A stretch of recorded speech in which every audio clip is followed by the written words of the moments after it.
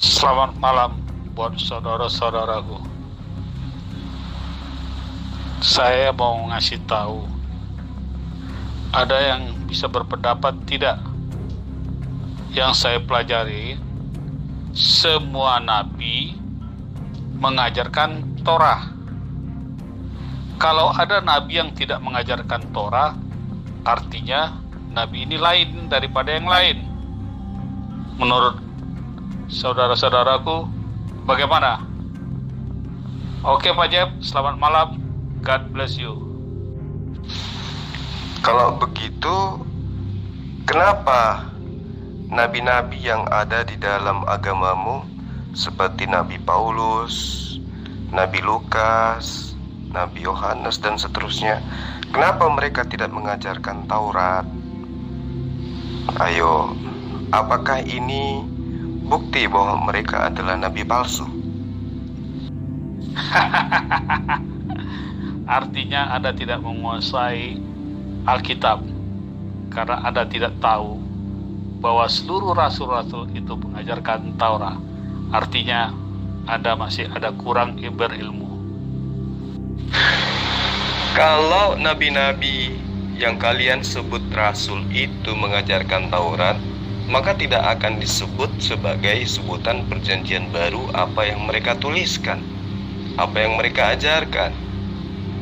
Terbukti Torah itu masuk dalam golongan perjanjian lama. Kitab mereka, nabi-nabi palsu ini, masuk dalam kategori perjanjian baru. Contoh, Taurat mewajibkan laki-laki bersunat. Nah, pengajaran nabi palsu melarang, mengharamkan orang bersunat. Nah, sekarang yang kamu maksud bahwa nabi-nabi yang menuliskan perjanjian baru yang dalam ajaran Kristen disebut rasul itu, mana ajaran Torah yang mereka ajarkan? Tunjukkan. Yang tidak mengerti itu adalah saudara Zulkifli M. Abbas. Tetapi seluruh orang Kristen mengerti. Kalau Anda tidak tahu, artinya Anda harus belajar. Gitu aja kok repot ya. Justru ini adalah proses belajar. Saya bertanya kepada saudara, tadi kan sasaran tembaknya saudara adalah Muhammad SAW, bukan?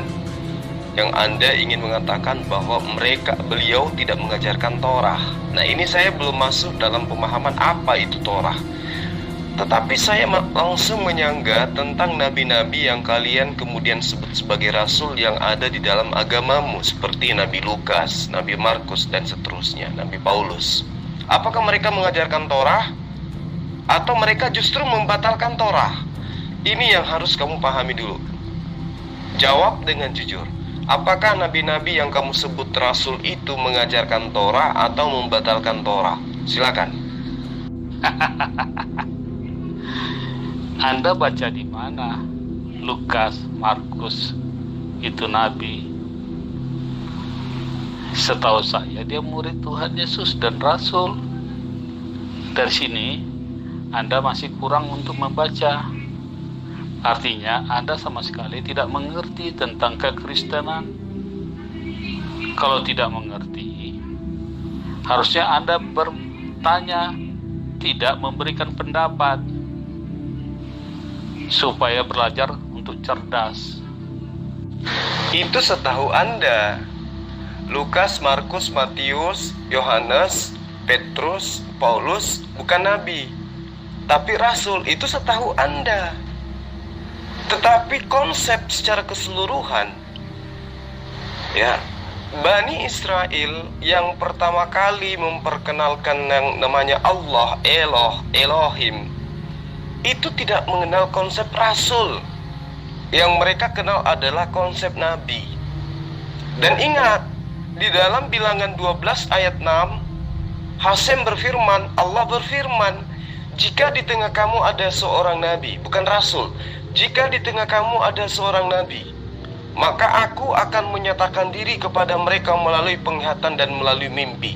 Nah, sekarang pertanyaan saya, kalau Lukas, Markus, Paulus bukan seorang nabi, lalu mereka mendapatkan penglihatan dari apa? Dari Tuhan atau dari iblis? Kalau dari Tuhan, yang mereka tulis itu berarti dia adalah nabi. Sekarang Anda jujur, yang mereka tuliskan itu berasal dari Elohim atau berasal dari iblis? Jawab. Ya, baca, Anda yang membaca baik-baik, Anda yang belajar sendiri. Ya, seluruh rasul-rasul, seluruh pengikut Yesus menjalankan hukum Taurat. Buktinya sampai hari ini hukum Taurat kami lakukan. Hukum sipil tidak kami lakukan. Satu lagi hukum seremonial pun tidak kami lakukan. Anda harus bisa membedakan hukum-hukum tersebut di atas. Oke? Itu hukum-hukumnya ya. Kalau kamu mau belajar, baca lagi sejarah bangsa Israel supaya kamu mengerti kenapa Musa tidak sampai ke tanah Kanaan. Kamu harus banyak belajar di situ, Handi. Kenapa hukum Taurat itu tidak mampu mereka lakukan? Kamu harus belajar juga di situ. Banyak yang harus kamu pelajari. Tidak bisa dengan hanya sekejap. Kekristenan itu orang yang berilmu dan orang yang belajar. Kamu ngerti? Kamu nggak usah menghindar dari saya. Jawab aja pertanyaan saya dulu. Kalau kamu tidak mengakui Paulus, Lukas, Markus itu adalah nabi, lantas yang mereka tuliskan itu mereka dapatkan dari mana? Ayo. Karena seorang nabi, menurut Bilangan 12, mereka harus mengalami pertemuan dengan Allah. Jika di tengahmu ada seorang nabi, maka aku akan menyatakan diri kepadanya. Nah, lewat pernyataan inilah kemudian nabi-nabi tersebut akan menyampaikan firman yang mereka terima dari Allah. Kalau kamu ingkari, Paulus bukan nabi, Lukas bukan nabi, Markus bukan nabi, lantas dari mana tulisan-tulisan mereka yang kalian jadikan sebagai firman Tuhan? Jawab. Karena Tuhan sudah menjadi manusia, Tuhan Yesus ada ke bumi. Tuhan Yesus yang mengangkat dia sebagai rasul, sebagai utusan-utusannya. Anda tahu arti utusan? Istilahnya tuh ya rasul lah bahasa ininya, untuk Anda tahu ya. Jadi kalau Tuhan langsung berfirman, kayak Yesus langsung berfirman, itu iya, karena dia langsung bicara sama murid-muridnya. Muridnya mencatat. Begitu kalau nabi-nabi di perjanjian lama, langsung Tuhan sama. Kecuali dia bukan nabi, baru malaikat disuruh utusannya. Gitu. Udah saya kasih jadi contohnya kan, Maria, Yusuf sama Zakaria itu malaikat yang datang menyampai pesannya. Gitu, Jo. Oke, saya terima asumsimu. Untuk kita lanjutkan materinya daripada kamu menghindar dari saya. Sekarang saya tanya samamu, apakah Yesus pernah menyatakan diri kepada Lukas sesuai dengan pengajaran Yesus?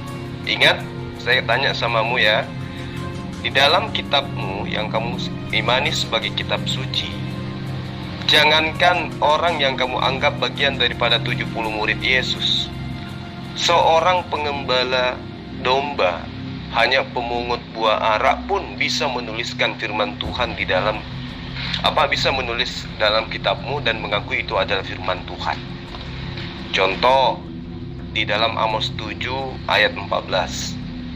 Jawab Amos kepada Amazia, aku ini bukan nabi, dan aku ini tidak tergolong termasuk ke dalam golongan nabi, melainkan aku ini seorang peternak dan hanya pemungut buah arak hutan. Tetapi Amos mengabarkan tentang firman Tuhan. Coba kamu baca di Amos 1.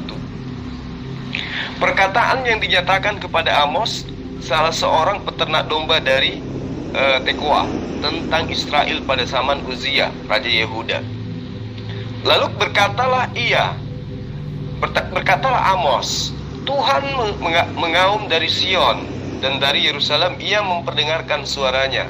Keringlah padang-padang pengembalaan dan layulah puncak gunung Karmel. Beginilah firman Tuhan. kata si Amos.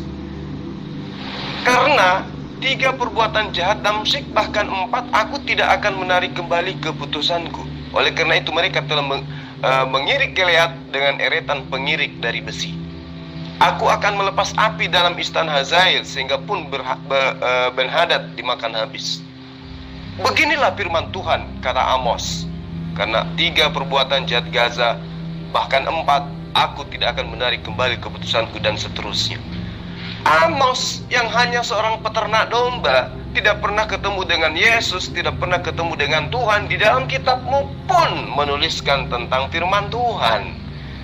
Jadi tidak heran jika kemudian kamu kelabakan lantas mengatakan, Tuhan kan sudah jadi manusia, sehingga dalam rupa manusia Yesus itu berkata, kemudian murid-muridnya menuliskan, kemudian murid-muridnya disebut rasul. Kata rasul kamu ambil dari mana? Dari Al-Quran. Nah, ini yang perlu saya sadarkan kamu. Saya sebagai penginjil harus menyadarkan kamu. Sekalipun kau pernah sekolah teolog, tapi pemahamanmu tentang apa yang kamu imani tidak berdasar daripada ilmu, tapi doktrin. Saya ulangi, Amos hanya peternak domba, hanya pemungut buah arak di hutan, pun dikatakan bukan nabi, tetapi menceritakan tentang firman Tuhan, dan dituliskan di dalam kitabmu yang kamu ambil dari agama orang lain, kan gitu. Jadi wajar kemudian jika mengatakan Petrus, Lukas, Markus, Paulus bukan nabi. Loh, kalau bukan nabi, lantas apa yang mereka tuliskan itu? Firman Tuhan. Kalau kau katakan itu adalah firman Tuhan karena perkataan Yesus, kapan Lukas bertemu dengan Yesus? Coba Anda berikan bukti bahwa Yesus pernah bertemu dengan Lukas, sehingga yang kamu katakan itu adalah sebuah firman. Sementara Yesus sendiri mengaku dengan jelas dia adalah penerima firman dari Allah. Coba Anda bayangkan, kalau seorang Yesus saja yang Anda anggap Tuhan mengaku dengan lisannya, aku tidak berkata-kata dari diriku sendiri, melainkan apa yang aku katakan adalah apa yang diperintahkan oleh Tuhanku untuk aku katakan dan aku sampaikan. Seorang Yesus yang adalah manusia biasa yang kamu tuhankan mengaku tidak berfirman, tetapi mengucapkan firman yang diterima dari Tuhannya. Lantas bagaimana dengan Lukas yang konon bukan nabi, tapi kamu imani perkataannya sebagai perkataan Tuhan? Itu ilmunya dari mana kamu dapatkan? Coba Anda berikan penjelasan. Kamu tidak membaca Amos itu dengan secara lengkap. Kapan Allah itu berfirman kepada dia? Itulah kekurangan kamu, M. Zulkifli N. Abbas. Kamu tidak tahu apa yang kamu bicarakan. Sangat disayangkan kamu kurang cerdas. Wa inna minhum lafariqan yalwuna alsinatahum bil kitabi litahsabuhu minal kitabi wa ma huwa minal kitabi wa yakuluna huwa min indillah wa ma huwa min indillahi wa yakuluna 'alallahil kadziba wa hum ya'lamun.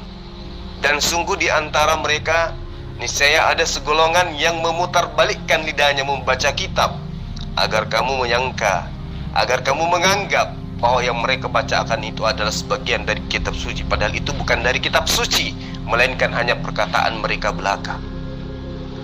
Jadi ketika saya katakan kepada saudara tentang Amos yang bukan nabi, lalu kemudian Anda memerintahkan saya untuk membaca semua kitab Amos supaya saya ngerti, Anda salah. Saya bukannya tidak ngerti. Sebagai penginjil saya paham kitab ini. Saya hanya menjabarkan poin-poin terpenting yang harus membuat kamu sadar dan kembali kepada jalan yang benar, menyembah kepada Allah.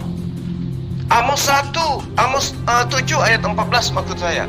Aku ini bukan seorang nabi dan tidak termasuk dalam golongan nabi-nabi, melainkan aku ini hanya seorang peternak, dan aku ini hanya pemungut buah arak di hutan. Itu pengakuan Amos. Tetapi Amos di dalam Amos 1 mengaku menuliskan firman Tuhan. Beginilah firman Tuhan, beginilah firman Tuhan. Beginilah firman Tuhan, kata Amos. Tapi ternyata bukan nabi. Tapi kamu akui apa yang dituliskannya itu sebagai firman Tuhan. Nah, itulah susahnya dalam hidup kamu itu menuhankan sesuatu yang berdasar daripada pengajaran-pengajaran yang bukan ajaran seorang nabi. Bagaimana dengan Paulus? Lebih parah lagi. Ya, dia bukan nabi, tapi dia mengakui bahwa apa yang dikatakan, apa yang dituliskan sesungguhnya bukanlah firman Tuhan, melainkan kata-katanya sendiri karena ingin bermegah di dalam kehidupan dunia. 2 Korintus 11 ayat 17 dan ayat 18 nyata, apa yang aku tuliskan bukan aku tuliskan berdasarkan atas firman Tuhan, melainkan perkataan sendiri sebagai orang bodoh yang ingin bermegah, yang ingin dianggap sebagai orang yang hebat di dunia. Aku ingin bermegah sama seperti mereka bermegah. Dan kalau kamu baca Roma 16 ayat 3 sampai ayat 23, sungguh nampak nyata tulisan-tulisan daripada Paulus itu bukan firman Tuhan. Ya, salam kepada Maria yang bekerja keras untuk kamu. Sampaikan salam saya kepada Priscilla dan Aquila, teman-teman sekerjaku dalam Yesus Kristus. Semua itu bukan firman Tuhan, tapi kamu imani untuk menuhankan Yesus. Disinilah kesesatannya kamu. Makanya saya katakan kepadamu, tadi kamu mengangkat topik, ada nabi, seluruh nabi mengajarkan tentang hukum Torah, tapi ada satu nabi. Nah, rujukanmu itu kepada Muhammad. Tapi kamu salah. Taurat itu diperuntukkan kepada Bani Israel. Taurat itu tuntunan. Taurat itu hukum-hukum. Taurat itu ajaran, instruksi, perintah yang datang kepada Bani Israel. Al-Quran, perintah yang datang kepada seluruh umat manusia. Ya ayuhan nas, inni rasulullah ilaikum jami'a. Hai seluruh manusia, aku ini adalah utusan Allah untuk kalian semua. Itu Al-Quran. Sehingga Al-Quran penuh dengan hukum-hukum. Kembali kepada Yohanes. Di dalam Yohanes 16, Yesus mengajarkan kepada Bani Israel, akan datang seorang nabi yang sama seperti Musa. Di mulutnya akan tersimpan firman Allah. Dialah yang akan melanjutkan tongkat estafet pengajaranku. Karena tidak semua yang aku ajarkan kepadamu bisa kamu terima saat sekarang. Namun ketika ia datang, dialah yang akan mengajarkan segala sesuatunya tentang hukum-hukum. Maka jangan heran kalau Muhammad kemudian mengajarkan jauh lebih sempurna daripada hukum Torah. Karena Yesus di dalam Matius 5 ayat 20 dia katakan, jika hidup keberagamaanmu tidak lebih sempurna, tidak lebih baik daripada mereka yang memegang hukum Torah, maka kamu tidak akan masuk ke dalam kerajaan surga. Maka seorang penolong lain yang datang setelah Yesus harus mengajarkan pengajaran yang hukum-hukumnya jauh lebih sempurna daripada hukum Torah. Itu yang perlu kamu pahami. Jadi kesimpulannya, Paulus dan kawan-kawan bukanlah nabi, tapi mengajarkan sesuatu yang konon kamu imani sebagai firman Tuhan, lalu kemudian mereka membatalkan hukum Torah. Dan Muhammad SAW justru menyatakan dengan valid, ya ayuhan nas, inni rasulullahi ilaikum, dan seterusnya. Jadi kamu harus belajar dengan baik supaya kamu bisa membedakan antara mana pengajaran-pengajaran para nabi, mana pengajaran-pengajaran manusia biasa yang ingin bermegah, ingin mendapatkan nama baik di dunia saja, tetapi kelak di akhirat akan menjadi siksaan, akan mendapat siksaan yang amat pedih dan kekal di dalamnya. Pahami dengan baik. Ya, itu kan pekerjaan sampingannya. Nabi itu kan dia beternak, kayak Raja Daud juga kan dia itu raja. Tapi dia nabi juga. Wah, Pak Zulkifli ini gampang sekali menyeleweng-nyelewengkan. Emang dia peternak ya, memang dia juga peternak, tapi dia juga nabi yang peternak. Emang kenapa? Pendeta ada yang lain. Iya, pendeta juga ada tuh yang bisnis. Gitu loh. Saya sedang membaca Amos 7 ayat 14, Bu. Saya bukan ngarang bebas. Sebagai penginjil, saya harus berdasar kepada data yang ada di dalam kitab yang Ibu imani sebagai kitab. Jawab Amos kepada Amazia, aku ini bukan nabi, dan aku ini tidak termasuk dalam golongan nabi-nabi, melainkan aku ini seorang peternak dan pemungut buah ara di hutan. Bukan saya mengatakan loh, Amos yang mengatakan. Ya, Bu ya. Selamat malam buat saudara-saudaraku. Saya mau ngasih tahu, ada yang bisa berpendapat tidak. Yang saya pelajari semua nabi mengajarkan Torah. Kalau ada nabi yang tidak mengajarkan Torah, artinya nabi ini lain daripada yang lain. Menurut saudara-saudaraku, bagaimana? Oke Pak Jeb, selamat malam. God bless you. Oke, karena saudara Victor sudah kabur, silakan saudari Herni siapa namanya ya. Silakan, mari kita berdiskusi tentang apa yang Anda kuasai, baik itu Al-Quran atau kitab Anda sendiri. Saya sebagai penginjil akan meluruskan semua apa yang kamu bengkokkan, baik itu di dalam pengajaran Islam maupun dalam ajaran agama yang dianut oleh Yesus, yaitu Yudaism. Silakan. Oh, Pak Victor udah nggak ada ya. Berarti statement Pak Victor dari awal itu nggak terbukti. Karena dalam waktu singkat 2 menit, saya kasih ayatnya, langsung terpatahkan. Oke, baik, selesai sudah. Di atas aku bilang, Nabi yang bersetubuh sama mayat, Nabi yang kawin sama anak kecil, Nabi yang perkosa budaknya, Nabi yang sodomi anak kecil, Nabi yang membunuh, Nabi yang apalagi tuh, Nabi yang memperkosa, merampok, membagi-bagikan hasil rampokannya. Itu ada aturannya loh di Quran, di aturan di hadis, oke? Apalagi ya, Nabi yang mengharuskan minum kencing onta, Nabi yang mengatakan bahwa lalat itu sayapnya satu itu racun dan satu itu sebagai penawar racun, mengandung apa vitamin kayaknya ya. Aduh, bingung deh. Nabi yang sakit jiwa OCD, apalagi tuh. Nabi yang jatuh cinta sama bibinya, tuh kan. Makanya dia tertarik sama orang tua tuh. Cuman karena nggak puas seks sama orang tua, sama istrinya yang udah tua, dia carilah anak kecil. Maaf ya, ini kenyataan. Aku nggak menghujat. Ini kenyataan, coba deh bantah kalau ini nggak benar, oke? Mungkin kita mulai aja dari ungkapan Ibu Herni ya, tentang apapun yang ada dalam VN Ibu ini. Karena saya melihat Ibu sudah terlalu jauh melangkah di dalam menyampaikan sebuah informasi tentang Islam, tentang Rasulullah Muhammad SAW, dan juga tentang Al-Quran. Saya ingin bantuan Ibu. Saya sekarang berusia 41 tahun. Dari lahir memang saya adalah seorang Muslim, tapi saya tidak pernah menemukan ajaran di dalam Al-Quran ataupun di kitab Sahihah yang menyatakan seperti apa yang Ibu Herni katakan ini. Itu artinya bahwa Ibu jauh lebih menguasai Al-Quran daripada saya. Atau sebaliknya, justru Ibu buta Al-Quran, buta hadits sahih, sehingga Ibu bisa menyatakan ini. Nah, untuk mengetahui itu, apakah benar Ibu adalah pakar Al-Quran, pakar hadits, atau orang yang buta Quran, buta hadits, mari kita bahas mumpung saya ada waktu. Silakan Ibu Herni.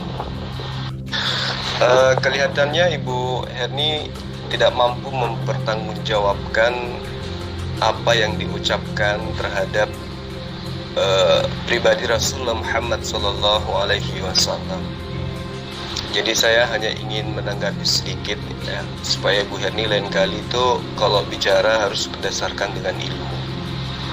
Di dalam Sahih Bukhari, Nabi Rasulullah Muhammad SAW itu bersabda, "Janganlah kalian melampaui batas dalam memujiku, dalam mengkultuskan aku," kata Rasulullah. Sebagaimana orang-orang Nasarah memuliakan, mengkultuskan Nabi Isa alaihissalam, sesungguhnya aku hanyalah hambanya, hamba Allah. Maka itu katakanlah Abdullah wa Rasulullah. Aku ini adalah hamba Allah dan utusan Allah. Jadi kalau misalnya Ibu Herni mengatakan hal-hal yang berkaitan dengan tuduhan Ibu, itu berarti Ibu lebih paham tentang Rasulullah Muhammad SAW dibandingkan dengan orang-orang Arab yang hidup sesama dengan beliau. Nah, Coba Ibu tunjukkan sumber-sumber ilmu yang Anda jadikan sebagai acuan atau rujukan sehingga Ibu mampu mengatakan kata-kata itu, kata-kata yang tidak lazim saya dengarkan, ya. Kata-kata yang sangat menusuk hati umat Islam. Coba Ibu paparkan dulu, Ibu ini lulusan mana, kemudian pemahaman Islam Ibu itu sudah pada level mana, pemahaman Al-Quran Anda apakah sudah sampai ke Nahwu Sha'rab atau sudah sampai kepada i'rab balaghah atau ulumul tafsir, atau sudah sampai di mana pemahaman Al-Quran Ibu sehingga sangat berani mengatakan sesuatu tentang Muhammad sallallahu alaihi wasallam. Silakan. Gini aja, minta aja si Herni debat live streaming atau Zoom gitu. Nah, biar ketika dia mengungkapkan asumsinya itu bisa langsung dipatahkan pada saat itu dan bisa disimak oleh semua orang. Itu biar dia tidak mengulang-ulang apa klaimnya yang asal-asalan itu lagi dan lagi. Iya benar juga sih. Sebaiknya orang-orang yang seperti dia ini yang berani mengungkap suatu pernyataan yang tidak berdasar kepada keautentikan sebuah informasi, ya diajak untuk live streaming atau Zoom. Nantilah saya info-info ke teman-teman yang sering menggunakan Zoom dan live streaming. Karena kita melihat sudah berapa orang yang mengaku murtadin kan, seperti yang dipermalukan oleh Ahisugi juga. Rupanya baca surah Al-Kafirun aja nggak tahu mereka, tapi ngaku murtadin dan seterusnya.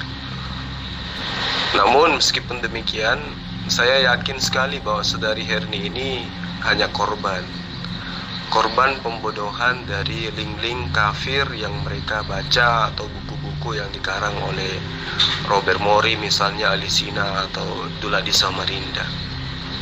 Tapi kita lihat dulu apakah benar dia memiliki ilmu yang jauh di atas keilmuan kita tentang Al-Quran, sehingga ada fenomena baru yang dia temukan tentang Rasulullah Muhammad SAW yang berdasar daripada dalil-dalil sahih. Sehingga orang Arab ya, zaman Rasulullah itu kecolongan, nggak melihat, tidak mendengar, tidak mengetahui tentang pribadi Rasulullah Muhammad SAW, sehingga mereka mengimani Nabi Muhammad SAW sebagai Rasul, sebagai Nabi sampai hari ini secara turun-temurun. Mereka kecolongan berarti, karena saudara Herni lebih paham ilmunya, lebih tinggi ilmunya. Kita tunggu, mudah-mudahan dia ada keberanian untuk menanggapi VN kita. Itu udah ditantang, katanya boleh. Itu udah dijawab, katanya boleh. Coba di-tag. Karena dari sore minta pertanggungjawabannya, dari sore minta buktinya. Katanya ntar malam. Dia kasih bukti dengan upload sebuah buku. Itu doang buktinya. Ya coba di-tag ulang dah.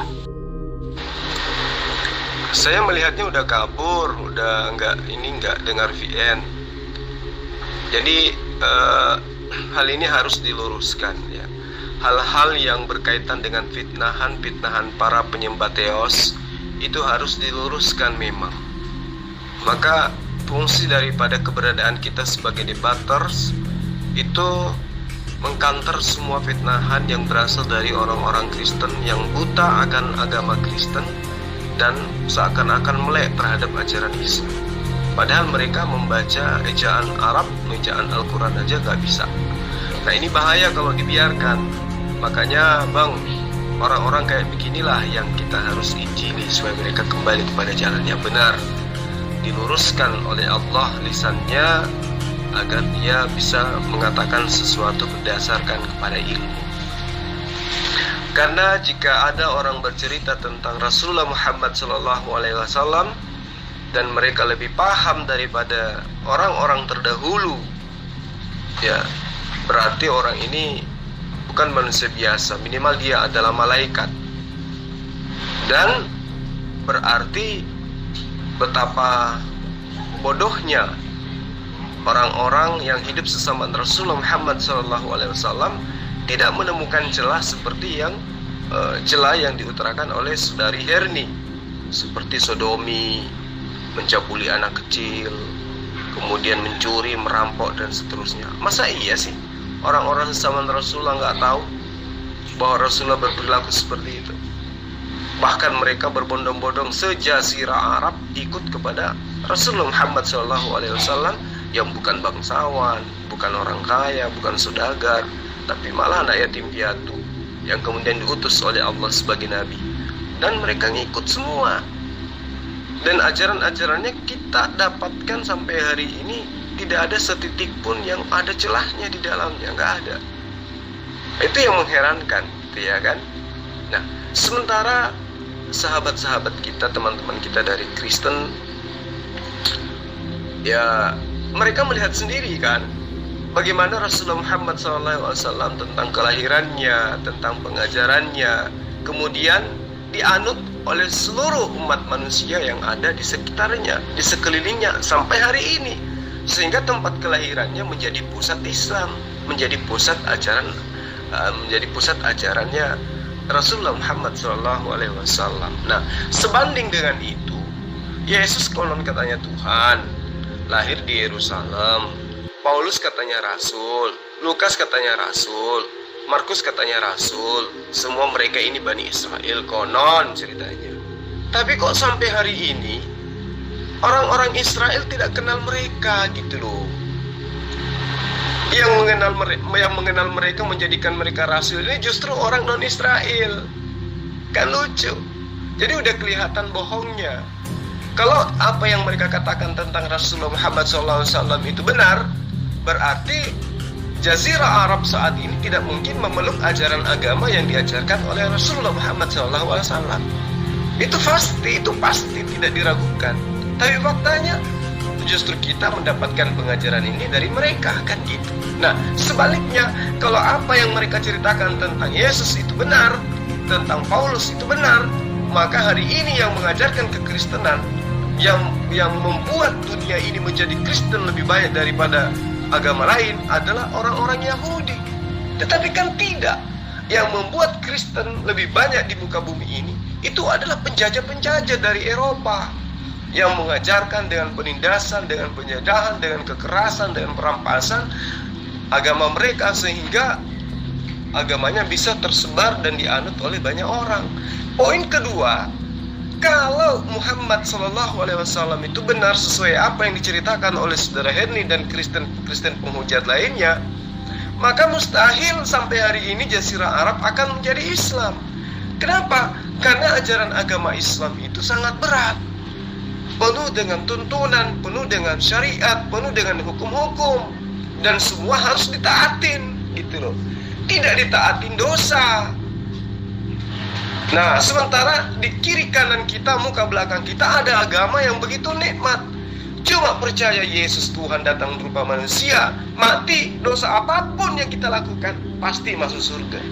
Kenapa orang masih memilih? Kenapa Jazirah Arab masih memilih agama Islam yang konon kalau benar bahwa dia dibawa oleh orang yang pernah melakukan hal-hal yang tidak senonoh? Kenapa nggak meluk ajaran Kristen aja? Di mana ajaran Kristen itu rata-rata dianut oleh pecinta-pecinta dunia, orang-orang sukses di dunia, kan gitu.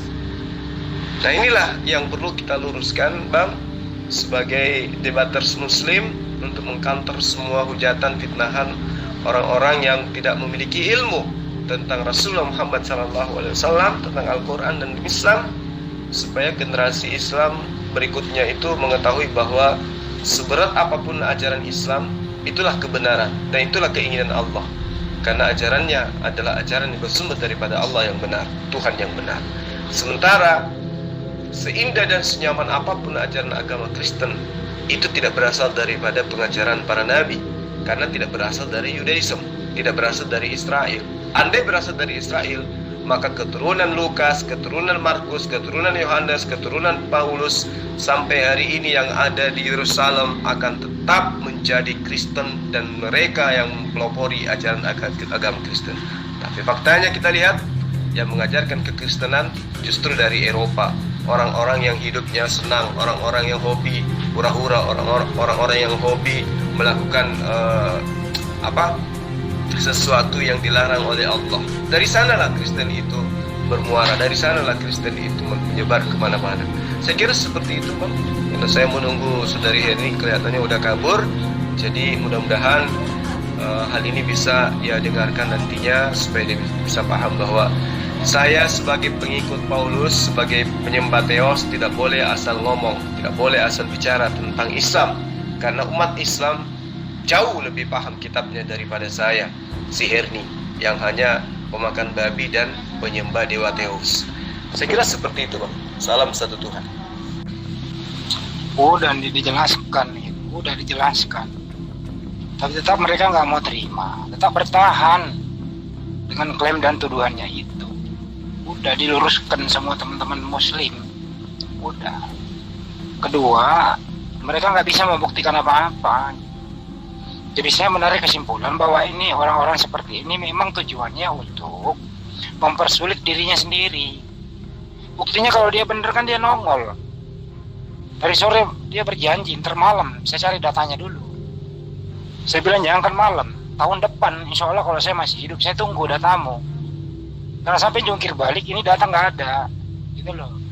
Udah diluruskan berbagai macam cara, tapi tetap aja bereaksi seperti ini. Mau apa lagi gitu? Jadi dia sendiri membuka peluangnya dirinya dalam kesulitan. Ya baik kesulitan nanti berhadapan dengan hukum, ya baik kesulitan dalam dunia debat seperti ini. Akhirnya apa? Ya kabur-kaburan. Ya beginilah yang terjadi. Allah Subhanahu wa ta'ala di dalam berfirman kepada Nabi Musa yang dicatat kemudian dalam kitab Kejadian 12 ayat 3 berkata dengan lantang kepada Abraham, "Aku akan memberkati umat Islam yang memberkati engkau Abraham, dan akan mengutuk Kristen yang telah mengutuk engkau Abraham." Yaitu alasannya kenapa kemudian mereka susah untuk menemukan kebenaran. Mereka hanya mampu menyampaikan sesuatu yang sifatnya hujatan, fitnahan. Dan lagi-lagi di dalam Al-Quran surah Al-Baqarah juga disebutkan oleh Allah, "Summum bukmun umyum fahum la yarji'un." Orang-orang Kristen itu buta, bisu dan tuli, sehingga mereka tidak bisa melihat dan mendengarkan kebenaran. Itu disebabkan karena apa? Karena Allah sudah mengatakan, "Aku akan mengutuk engkau, mengutuk siapapun yang mengutuk engkau Abraham." Itu sumpah Allah, itu janji Allah. Dan memang Kristen mengutuk Abraham, mengatakan Abraham itu pesina, mengatakan Abraham itu tidak sabaran, mengatakan Abraham itu bukan nabi, mengatakan Abraham itu menggauli budak, mengatakan anak Abraham itu adalah anak budak, anak haram. Itu adalah kutukan mereka terhadap Abraham, sehingga wajar ketika kemudian hari ini kita melihat mereka semua ya wujudnya manusia, tapi pola hidup dan juga keimanannya itu ya nggak jauh beda dengan makhluk lain selain manusia gitu. Yang jelas pada prinsipnya, ya, kalau menurut pengamatan saya dan faktanya ya seperti ini yang terjadi gitu. Mereka hanya membaca sampulnya, seakan-akan udah menguasai isinya. Lebih celakanya lagi, berani mengeluarkan statement yang berisi fitnahan dan hujatan. Diminta membuktikan, hanya menyodorkan sebuah buku. Nah itulah yang saya sulit pahami nih, saudara-saudara kita Kristen. Kenapa ya tega seperti itu? Lebih baik kalau memang nggak mengetahui, alangkah baiknya kalau Anda bertanya. Insya Allah kami mampu, kami menjawabnya. Daripada mengkenduluan, berisi fitnahan seperti itu, diminta buktikan. Ini udah 6 jam saya hitung. Saya udah hitung 6 jam, belum ada apa-apa. Kapan? Tahun depan gitu. Nah inilah yang terjadi gitu loh. Jadi memang saya sering mengatakan kepada teman-teman Kristen ya, yang selalu membahas-bahas tentang Islam, ya kan? Mereka itu memahami Islam sesuai dengan paham mereka sendiri, bukan berdasarkan dan kaidah ilmu. Sementara Islam itu kan berdiri di atas ilmu. Apapun yang ada di dalam ajaran Islam harus didasari dengan ilmu. Nah, mereka laksana anak TK yang membaca sampul buku kedokteran, sesudah itu buka praktek menerima pasien. Jadi anak TK baca baca sampul buku kedokteran lalu buka praktek gitu. Lucunya dia buka praktek di kompleks para pakar-pakar ahli-ahli dokter-dokter ahli gitu loh. Nah, itu kasihannya dia. Jadi dia dianggap sebagai orang yang tidak normal. Ya begitulah kawan. Ya itulah yang saya maksud tadi. Hanya membaca sampulnya, langsung tahu isinya. Kemudian isinya dipraktekkan dengan membuka tempat praktek. Akhirnya apa? Ya salah semua. Pasti keliru gitu. Ya berspekulasi, ya nggak mungkin benar kalau berspekulasi. Ya beginilah jadinya, mau apa lagi? Udah fakta terjadi kayak gini. Ini udah mau masuk 7 jam ini. Udah mau masuk 7 jam, saya hitung mulai dari sore. Itu saya upload lagi tadi. Ada jamnya di situ. Nih kau di mana sih Herni? Masa nyungsep gitu kah Herni?